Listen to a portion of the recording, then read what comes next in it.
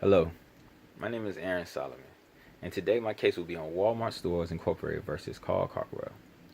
In November 1996, Carl Cockrell and his parents were at a Texas Walmart. As Carl was leaving the store, he was detained by Raymond Navarro. He was the Walmart loss prevention officer. Navarro, the loss prevention officer, escorted Cockrell to the manager's office. In the office, Navarro and two other Walmart associates demanded that Cockrell remove his pants. Cockrell did so, revealing no stolen merchandise. Then Navarro asked Cockrell to remove his shirt. After removing his shirt, there was a large bandage on his abdomen. Cockrell told Navarro the bandage was to protect a surgery stir area. Navarro then insisted that Cockrell remove it. Cockrell reluctantly did so, but did it, and no contraband was found. Navarro only apologized and released Cockrell. So today we'll be talking about false imprisonment. False imprisonment is defined as an unlawful restraint of an individual's personal liberty or freedom of movement. It is illegal restraint of one's person against his or her will. The tort of false imprisonment involves an unlawful restraint on freedom of movement or personal liberty. In order to establish false imprisonment, two essential things must be proven. First, the detention or restraint against person's will, or an unlawfulness of detention or restraint. The elements to be considered by the jury is awarding my apologies. The elements to be considered by the injury in awarding compensatory damages in a false imprisonment case are physical suffering, mental suffering, and humiliation, loss of time and interruption of business, reasonable and necessary expenses incurred in the injury to the reputation.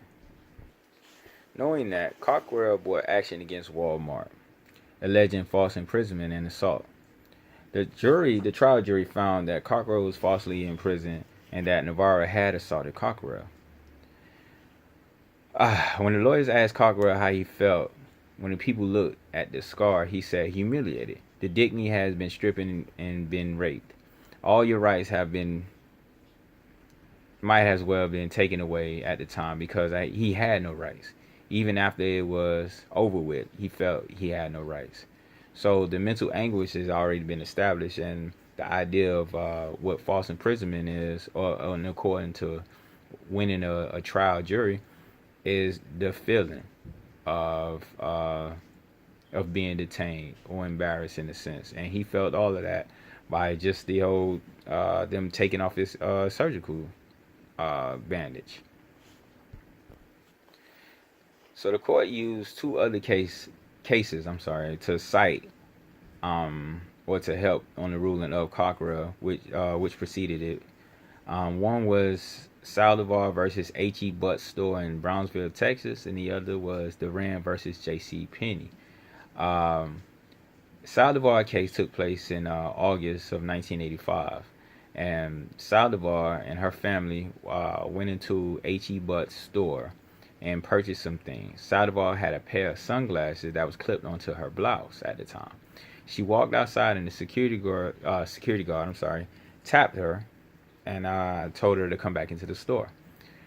When Saldivar asked why, they told her it was because she had stolen some sunglasses. With her family, her two aunts, they was all exchanging basically just cussing and fussing and fighting and everything else.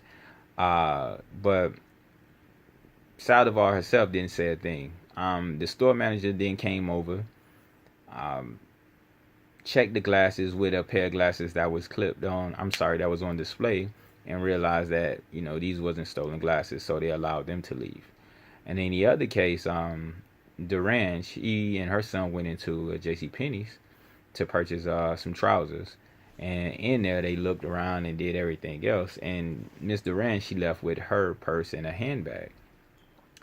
A store police officer came, stopped the detainer, asked her what did she do with a plastic bag, and took her down to the police station. In there, they found out that nothing was stolen and everything that she had was fine. In both these cases, they show false imprisonment, being that they didn't have substantial evidence to obtain or detain either one of the persons subject to it.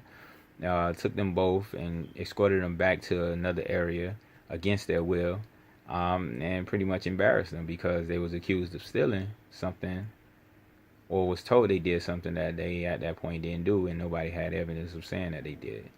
So in that, it goes to another point of why it was brought to trial, which further back Cockrell's situation into what he was receiving because of what mental anguish. And these other two cases, again, the embarrassment is a part of the mental anguish, and also the false imprisonment point of holding and keeping them detained against their will, because no one felt that they could leave once they were both stopped.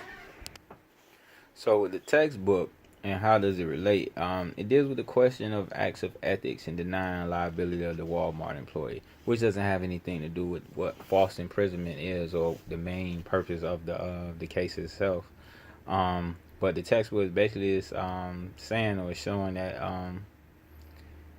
Walmart, in the situation of Walmart versus Cockrell, should be held liable for their employees' action, being that Walmart hired the loss prevention, which is there to do a job of preventing things from being stolen, but at the same time, it has to be done with careful, with kid gloves, more or less, because you can't go around accusing everybody of stealing, but at the same time, you can't be so lax that everyone is stealing. So, but in the case of Cockrell, once he was brought back and pants pulled down and it showed that he didn't have anything on him, that should have been the end of that. But then they took it another step further by making him pull his bandage off of a sore, or a surgery. That was just above and beyond, being that what was he going to hide inside of his actual person, a scar, more or less. And so that is a part of the mental anguish or the humiliation that is needed to deal with the false imprisonment, or the tort of what the false imprisonment, or the law of itself. So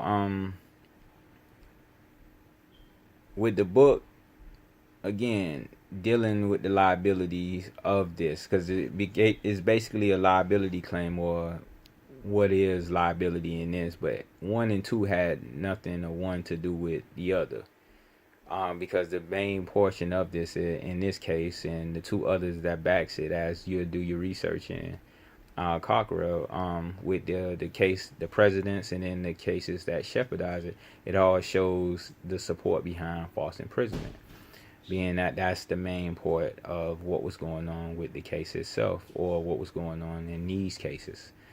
And so, in it, Cockrell ended up winning $300,000 for the false imprisonment, and then the mental anguish that was needed because of the feeling of his dignity being taken away from him.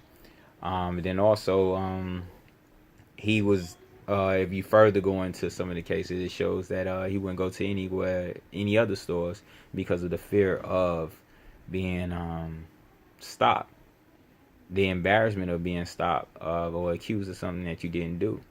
In the case of Duran, they won, because it was such an old case, they won like $3,000, but that was like in 1985.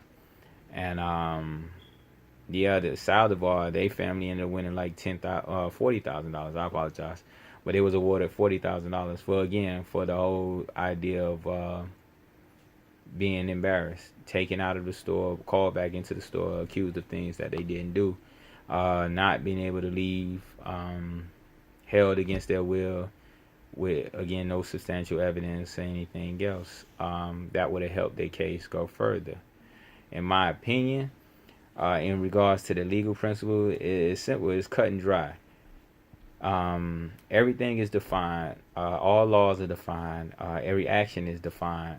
And so you want to conduct your business in the sense of following the rules and following the legal aspects of the rules. So it's like it's a slippery slope, more or less, because once you start heading in one direction, or you start making things fit what you needed to fit, it can easily put you out of place of being legally in compliance.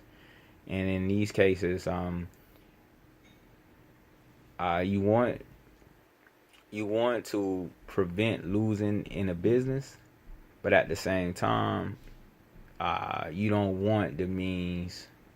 You don't want to lose hundreds of thousands of dollars for a $30 shirt.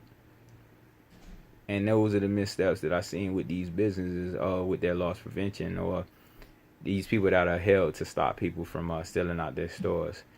I know it's a little.